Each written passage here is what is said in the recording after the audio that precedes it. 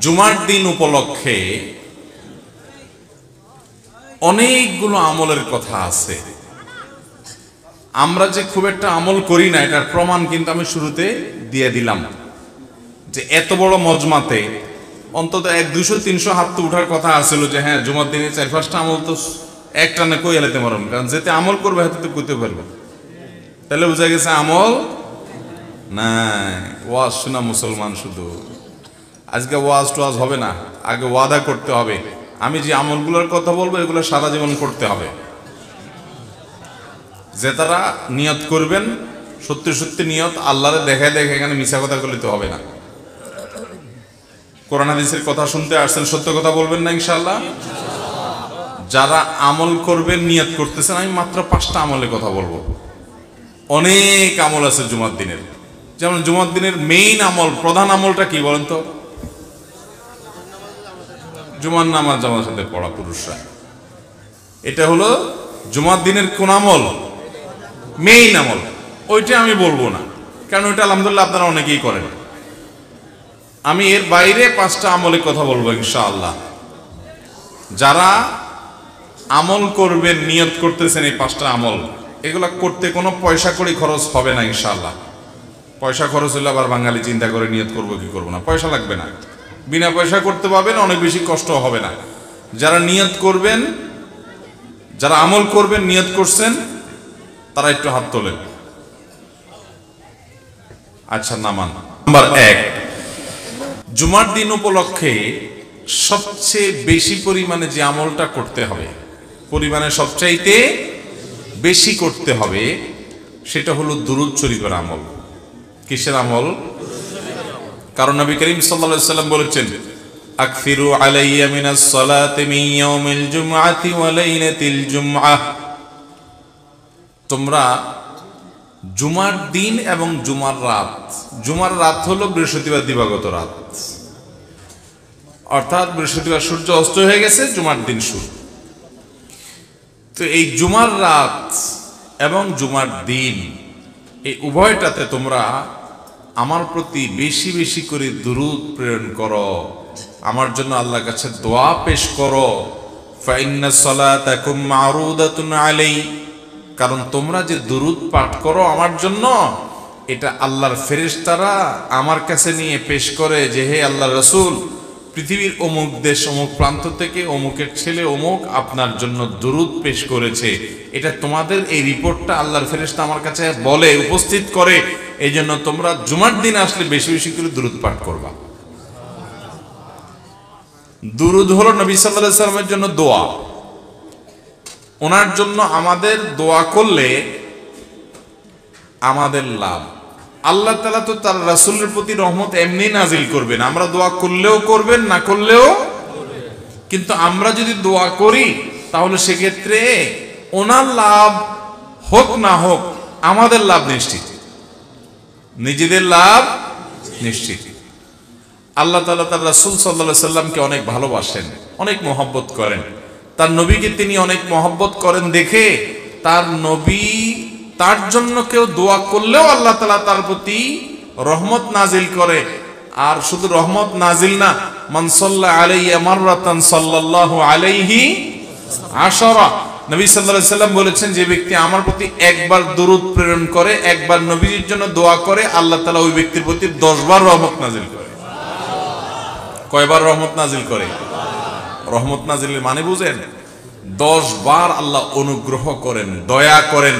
আপনার জীবনে এমন একটা মুসিবতে, এমন একটা জায়গা যেখানে আল্লাহর দয়া ছাড়া আপনার উপায় নাই, এরকম 10 বার আপনার জীবনে রহমত আল্লাহ তাআলা নাজিল করবেন, অবতীর্ণ করবেন, আপনার জন্য রহমত অনুগ্রহ আল্লাহ তাআলা করবেন। যদি আপনি একবার দুরূদ পাঠ করেন, তাহলে প্রতি সপ্তাহে জুমার দিনে, জুমার রাতে যদি আপনি 100, 200, 300 বার, 1000 বার দুরূদ আপনি প্রেরণ করতে পারেন, তাহলে এই 10 বার আপনার গুণ করে আপনি হিসাব করেন যে কতবার আল্লাহ তাআলার রহমতের হকদার, ভাগীদার, পাওনাদার আপনি হয়ে যাবেন ইনশাআল্লাহ। অতএব জুমার দিনে দুরূদ বিশেষ করে পড়বো তো ইনশাআল্লাহ। দুরূদ পাঠের শ্রেষ্ঠ সিজনই হলো জুমার দিন। দুরূদ পাঠের শ্রেষ্ঠ সিজন কোনটা? জুমার দিন, জুমার রাত। এটা হলো দুরূদ পাঠের সবচেয়ে উত্তম মৌসুম এবং শ্রেষ্ঠ সিজন। চেষ্টা করবো তো আমল করার ইনশাআল্লাহ। এখন থেকে বৃহস্পতিবার সন্ধ্যা হলে শুক্রবার সন্ধ্যা পর্যন্ত দুরুদ সারা সপ্তাহ প্রতিদিনই কম বেশি পড়বেন, কিন্তু এই জুমার দিন যখন আসবে তখন দুরুদের পরিমাণ অনেক বেড়ে যাবে ইনশাআল্লাহ। সবাই চেষ্টা করব তো, আমল করবেন তো ইনশাআল্লাহ। এবং যাতে একে অন্যকে স্মরণ করে দিতে পারি সেজন্য পরিবারের সদস্যরা কোন এক ম্যাচে একসাথে আসেন, কোন এক জায়গায় একসাথে থেকে অন্যকে স্মরণ করে দিবেন যে ভাই জুমার দিন শুরু হয়ে গেছে, বৃহস্পতিবার সন্ধ্যা হওয়া মানে জুমার দিন শুরু হয়ে গেছে, অতএব কি আমল শুরু করো? দুরুদের আমল। দুরুদ পড়তে কি পয়সা খরচ হয় ভাই? অনেক বেশি কষ্ট হয়। দুরুদের মধ্যে সবচেয়ে শ্রেষ্ঠ দুরুদ হলো দুরুদ ইব্রাহিম। আল্লাহুম্মা সাল্লি আলা মুহাম্মাদ ওয়া আলা আলি মুহাম্মাদ কামা সাল্লাইতা আলা ইব্রাহিম ওয়া আলা আলি ইব্রাহিম ইন্নাকা হামিদুম মাজিদ। আল্লাহুম্মা বারিক আলা মুহাম্মাদ ওয়া আলা আলি মুহাম্মাদ কামা বারাকতা আলা ইব্রাহিম ওয়া আলা আলি ইব্রাহিম ইন্নাকা হামিদুম মাজিদ। পড়া যাবে না ইনশাআল্লাহ? এই দুরুদ ছাড়া অন্য যে কোনো দুরুদও পড়তে পারেন, সবচেয়ে সংক্ষিপ্ত দুরুদ সাল্লাল্লাহু আলাইহি সাল্লাম পড়লেও চলবে। আল্লাহ তাআলা আমাদেরকে আমল করার তৌফিক দান করুন। তাহলে জুমার দিন উপলক্ষে একটা আমলের কথা জানলাম, সেটা হলো দুরুদ পাঠের আমল করব তো ইনশাআল্লাহ। নাম্বার 2, জুমার দিন ফজরের নামাজ পুরুষরা জামাতের সাথে পড়বেন, আর মহিলাদের আমল হলো বাসার পুরুষগুলার সবগুলার উঠে মসজিদের দিকে পাঠিয়ে দিবেন। এটা হলো জুমার দিনের ফজরের সময়ের আমল। নবী করিম সাল্লাল্লাহু আলাইহি ওয়াসাল্লাম বলেছেন, আফদালুস সালাওয়াতি ইনদাল্লাহ সালাতুল ফজরি মাআল জামাআতি ইয়াউমাল জুমআহ। যত নামাজ আছে ওয়াক্তিয়া, এই ওয়াক্তিয়া 5 ওয়াক্ত নামাজের মধ্যে আল্লাহর কাছে সবচেয়ে শ্রেষ্ঠ হলো জুমার দিনে ফজরের নামাজ পুরুষরা জামাতের সাথে পড়লে এটা হলো আল্লাহর কাছে সবচেয়ে শ্রেষ্ঠ। এই জন্য সপ্তাহে অন্য সব দিন তো পড়বেনই, জুমার দিন আরো বিশেষ গুরুত্বের সাথে অবশ্যই জামাতের সাথে ফজর পড়তে হবে। এটা জুমার দিনের স্পেশাল আমল, বিশেষ গুরুত্বপূর্ণ আমল। চেষ্টা করব তো ইনশাআল্লাহ। কিন্তু শুক্রবারে ফজর নামাজ পড়াটা অন্য দিন ফজরের চাইতে বরং আরো কঠিন হয়। কেন কঠিন হয়? কারণ শুক্রবারে অফিস আদালত থাকে না, দোকানপাট থাকে না, আপনার স্কুল মাদ্রাসা থাকে না, যার কারণে আমরা মনে করি শুক্রবারে সকালে তো একটা লম্বা ঘুম দেওয়া যাবে, বিদায় বৃহস্পতিবার রাত্রে শুতে শুতে একটু দেরি করেই সবাই শোয়। ফজর নামাজ অনেকে জামাতের সাথে আর পড়তে পারেন। এই জন্য ভাইরা আমার, শয়তান জানে কোন আমল করলে আমরা লাভবান হয়ে যাবে, এজন্য সে ওটা যেন করতে না পারি চক্রান্ত করে। এই জন্য জুমার দিনে ফজর নামাজ পড়ার চেষ্টা করবো তো ইনশাআল্লাহ। 1, 2 নম্বর আমল গেল। 3 নম্বর আমল হলো জুমার দিনে 4টি কাজ করবেন, এই 4 কাজে মিলে একটা আমল, সেটা হলো 3 নম্বর। সেটা কি? নবী আলাইহিস সালাম বলেছেন, মান বাক্কারা ইয়াউমাল জুমআতি ওয়াবতাকার, যে জুমার দিন আগে আগে ঘুম থেকে উঠবে, ভোরের ঘুম থেকে উঠবে, ওই যে ফজর পড়বে, ওয়াগাসসালা ওয়াগতাসাল, ফরজ গোসল হলে ফরজ গোসল করবে এবং উত্তম রূপে গোসল করবে জুমার দিনের জন্য, এবং ওয়ামাশা ইলাল মসজিদি ওয়ালাম ইয়ারকাব, পায়ে হেঁটে মসজিদে যাবে, বাহনে চড়বে না। ওয়াদানা মিনাল ইমামি ওয়ালাম ইয়ালগু, ইমামের খুব কাছাকাছি গিয়ে বসবে, আগে আগে যাবে, ইমামের একদম কাছাকাছি গিয়ে বসবে, এবং খুতবা শেষ হবে, নামাজ শেষ হবে, এর মধ্যে কোনো বেহুদা কথা বলবে না, বেহুদা কাজ করবে না। মসজিদে গিয়ে যত সময় সম্ভব 2 রাকাত করে নফল নামাজ পড়বে, কোরআন তেলাওয়াত করবে, ভালো কাজ করবে, বেহুদা কাজ করবে, চুপচাপ খুতবা শুনবে। এই 4 কাজ যদি কেউ করে, আবারও বলি 4 কাজ কি কি? আগে আগে ঘুম থেকে উঠা, আগে আগে মসজিদে যাওয়া, গোসল করা উত্তম রূপে, পায়ে হেঁটে মসজিদে যাওয়া, ইমামের কাছাকাছি গিয়ে বসা, অহেতুক কথা কাজ না করা। এই 4 কাজ যদি কেউ করে, নবী করিম সাল্লাল্লাহু আলাইহি ওয়াসাল্লাম বলেছেন, আল্লাহ রাব্বুল আলামিন তাকে এই কাজগুলোর বিনিময়ে, সে যে বাসা থেকে মসজিদ পর্যন্ত আসলো, প্রতি কদমে 1 বছর রাত জেগে নফল নামাজ পড়া আর দিনে নফল রোজা রাখার সব আল্লাহ তাআলা তাকে দান করবেন প্রতি কদমের বিনিময়ে। তাহলে আপনার বাড়ি থেকে মসজিদে আসতে যদি 200 কদম হয়, 200 কদম হইলে 200 বছর রাত জেগে তাহাজ্জুদ পড়া আর দিনভর নফল রোজা রাখা টানা 200 বছর পর্যন্ত করা, এটার সব আপনি পাবেন প্রতি সপ্তাহে চাইলেই। অনেক মুহাদ্দিস এবং অনেক হাদিস বিশ্লেষক ওলামায়ে কেরাম বলেছেন, কোরআন হাদিসে যত আমলের যত ফজিলতের কথা বলা আছে, এর চাইতে কোনো ফজিলতপূর্ণ আমল আর একটা নাই। মানে এত বিপুল পরিমাণ সওয়াবের কথা অন্য কোনো আমলের বিপরীতে আল্লাহ ওয়াদা করেন নাই।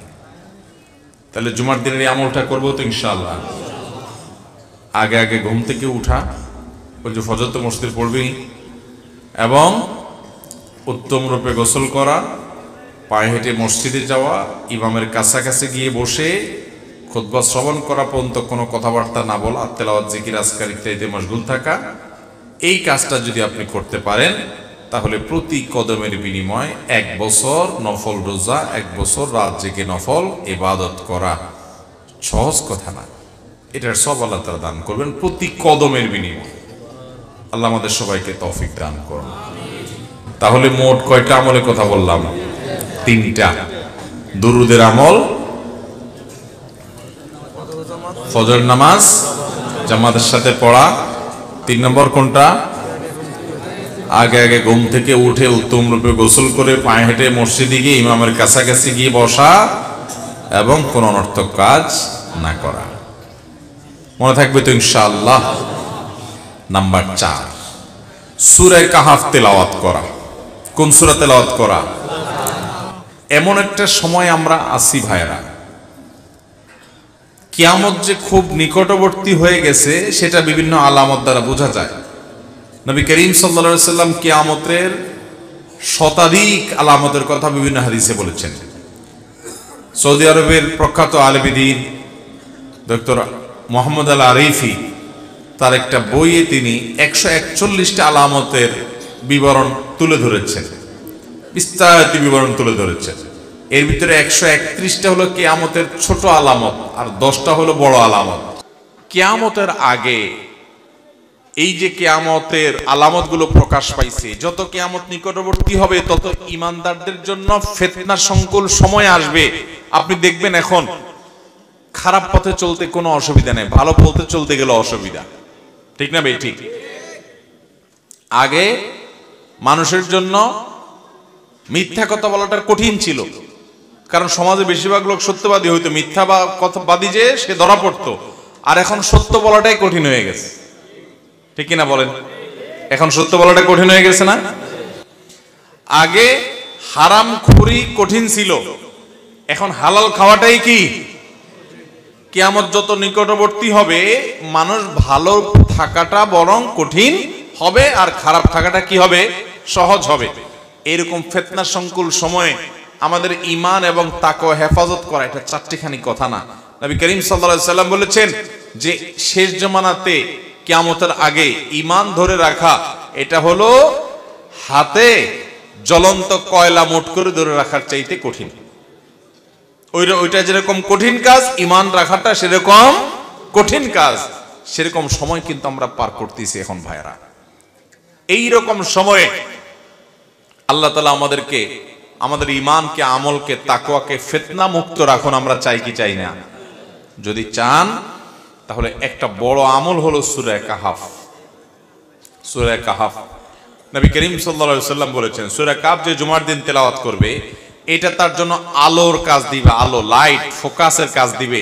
ফিতনার অন্ধকার, কোন দিকে যাবেন বুঝতে পারতেছেন না, এক একজন এক এক দিক ডাকতেছে।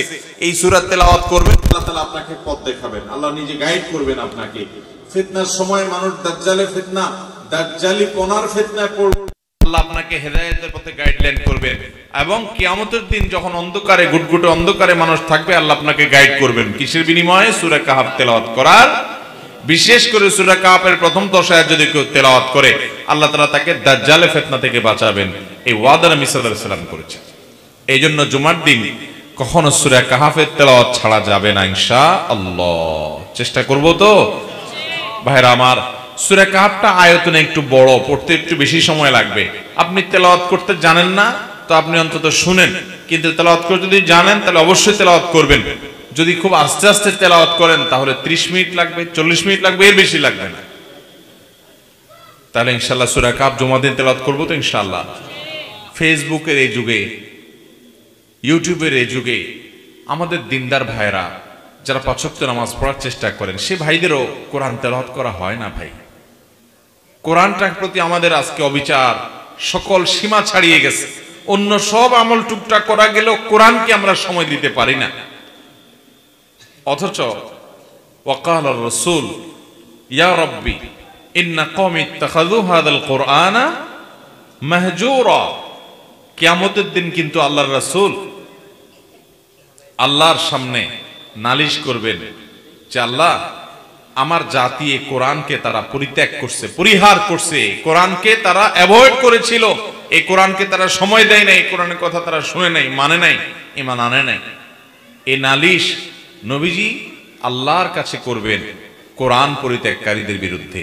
অতএব কোরআন পরিত্যাগ এটা ভয়াবহ অপরাধ। কিন্তু আজ মুসলিম মিল্লাত গোটা দুনিয়াতে দেখবেন যে কোরআন পড়ার সময় আমাদের হাতে নাই। এর অন্যতম কারণ হলো স্মার্টফোন। এটা আমাদেরকে এত এঙ্গেজ করে ফেলছে যে কোরআন তেলাওয়াত করার সময় আমাদের হাতে। তো সপ্তাহের অন্য দিন আপনি তেলাওয়াত করতে পারেন বা না পারেন, যতটুকু করেন বা না করেন, অবশ্যই অবশ্যই আপনি সপ্তাহে জুমার দিন সূরা কাহাফটা তেলাওয়াত করেন, তাহলে অন্তত সারা সপ্তাহের কিছুটা হইলেও আপনি রসদ নিয়ে ফেলতে পারবেন। যদিও প্রতিদিনই তেলাওয়াত করা উচিত। চেষ্টা করবো তো ইনশাআল্লাহ সূরা কাহাফ তেলাওয়াত করতে। তাহলে কয়টা আমল গেল কথা? 4টা। প্রথমটা কি গেল? দুরূদ শরীফ। দ্বিতীয়টা ফজর নামাজ জামাতের সাথে পড়া। 3 নম্বরটা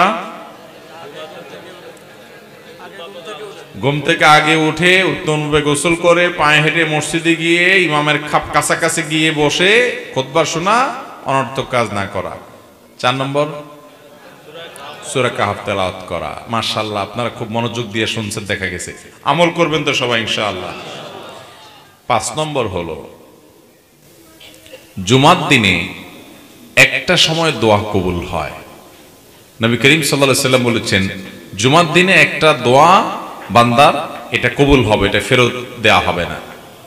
এখন সেই দোয়াটা যে কোন সময়ের দোয়া, এটা হাদিসে নবী সাল্লাল্লাহু আলাইহি ওয়াসাল্লাম বলেননি। মুহাদ্দিসগণ, হাদিস বিশারদগণ, হাদিস বিশ্লেষক উলামায়ে কেরাম গবেষণা করে বিভিন্ন রকমের সময় বের করেছেন। কেউ জুমার নামাজের আগে পরের বিভিন্ন সময়ের কথা বলেছেন, কেউ অন্য সময়ের কথা বলেছেন। তবে বেশিরভাগ ওলামাদের মত হলো, বেশিরভাগ মুহাক্কিকদের মত হলো জুমার দিন শেষ প্রহর, অর্থাৎ সূর্য আসরের পর থেকে নিয়ে সূর্য ডুবার আগ পর্যন্ত এই সময়টাতে দোয়া কবুল হয়। এই জন্য আল্লাহর নেককার, ইমানদার, মুত্তাকি, পরহেজগার আল্লাহওয়ালা মানুষদেরকে দেখবেন জুমার দিন সূর্য ডুবার আগে তারা দোয়ায় মাশগুল হয়ে যায়, দোয়ায় মগ্ন হন। যারা বিশেষ করে মক্কা মদিনা যাওয়ার তৌফিক হয়েছে, হারামাইনে দেখবেন সারা দুনিয়া থেকে আল্লাহর নেককার বান্দারা, আল্লাহর আমল পাগল বান্দারা, জান্নাতের পথযাত্রী মানুষগুলো দেখবেন এই সময়টাতে খুব বেশি দোয়ায় মাশগুল হয়ে গেছে। আমাদের দেশে বেশিরভাগ মানুষ আমরা জানি না, যার কারণে আমলটা আমাদের হয় না। জুমার দিন সারা দিনভর আপনি দোয়া করবেন, বেশি বেশি করে স্পেশাল ভাবে চেষ্টা করবেন সূর্য ডুবার আগে আল্লাহর কাছে নিজের মনের সব চাওয়াগুলোকে পেশ করবেন, দোয়া করবেন। ঠিক আছে তো ইনশাআল্লাহ? তাহলে এই 5টা আমল হলো। এই 5টা আমল প্রত্যেক জুমা আমরা করার চেষ্টা করব। দুরূদ বিশেষ করে পড়া, জুমার দিন পুরুষরা ফজর নামাজ জামাতের সাথে পড়া, মহিলারা পুরুষদেরকে উঠায়া যে কোনো ভাবে হোক বিশুদ্ধবারে তাড়াতাড়ি শোয়াই দিবেন ছেলেদেরকে, যেন তারা ফজর নামাজ জামাতের সাথে পড়ার নিয়তে শোয়, আগে আগে শোয়াই দিবেন যাতে করে তারা পড়তে পারে। এরপরে ঘুম থেকে উঠাই দিবেন, আপনার এর মাধ্যমে এই সওয়াব পাবেন। এবং সেই সাথে সূরা কাহাফ তেলাওয়াত করবেন এবং মসজিদে ওই যে তাড়াতাড়ি আসবেন, জুমার নামাজে ইমাম সাহেবের কাছাকাছি যাবেন, গোসল করবেন, পায়ে হেঁটে আসবেন, এগুলো করবেন। এবং সর্বশেষ হলো দোয়া করবেন দিনভর, বিশেষ করে সূর্য ডুবার আগে আগে। আমল করবো তো ইনশাআল্লাহ? চেষ্টা করবো তো সবাই ইনশাআল্লাহ?